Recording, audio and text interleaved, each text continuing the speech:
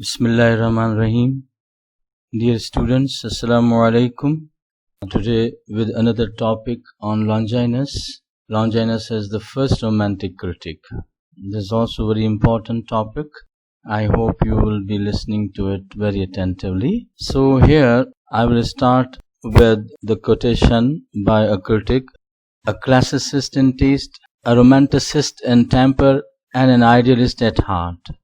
So this very quotation tells us about Longinus having different tastes in his personality, in his ideas. So Longinus, we know, is the first romantic critic. He is the pioneer in the field of literary appreciation, and On the Sublime is his first and unique treatise on style. It was Scott James who calls Longinus the first romantic critic because of his insistence on passion, imagination, ecstasy, intensity, and exaltation. These are the romantic traits breathed by Longinus in the aesthetic criticism of classical age.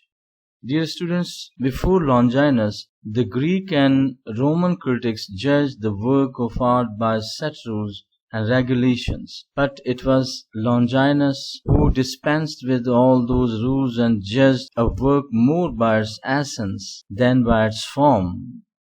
If we take a view of romantic characteristics, these include emphasis on content versus form, imagination and passion versus intellect and reason, intuition and revelation versus imitation of the poet.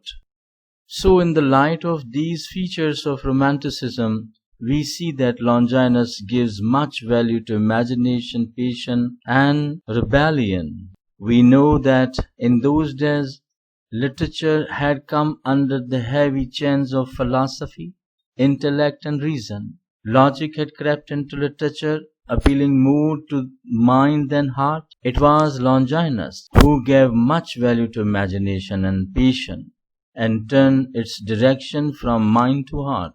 Plato in the beginning attached much value to patience, but afterwards he changed his mind due to moral concepts and condemned poetry.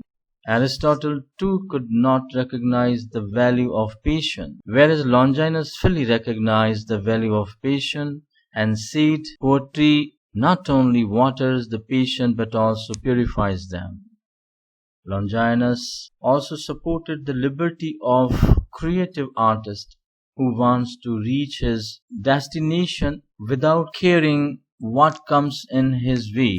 This view supported the Romantic cult, and Longinus came to be known as the first Romantic critic because of this view.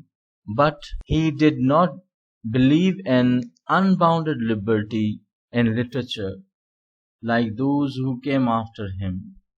Longinus, without any doubt, is the first romantic critic because he upholds the values of romanticism. He was of the opinion that speech and thoughts sprang from the same fountain. In order to give beauty and culture to the language, he made the use of classical rules. In this way we find a happy union or marriage of classicism and romanticism, and therefore he is said to temper romanticism with what is sanest in classicism. Classical canons and rules made romanticism healthy. He believed that the function of literature is to give aesthetic pleasure, which is an end in itself. This also shows his romantic cult. So from this discussion we come to believe that in those far-faced days when there was no romantic movement ever witnessed by anybody, when there were no movements and no theories given by the writers about the emancipation or the liberty and freedom of the artist, it was Longinus who at that far-faced time came up with new modern ideas, romantic ideas, where he could best defend the natural liberty the liberty or the freedom required for an artist to become a great artist. So that is why we call Longinus as the first romantic critic, and we find Scott James fully justified in his comment or opinion or statement that he was romantic in the temper. Thank you very much.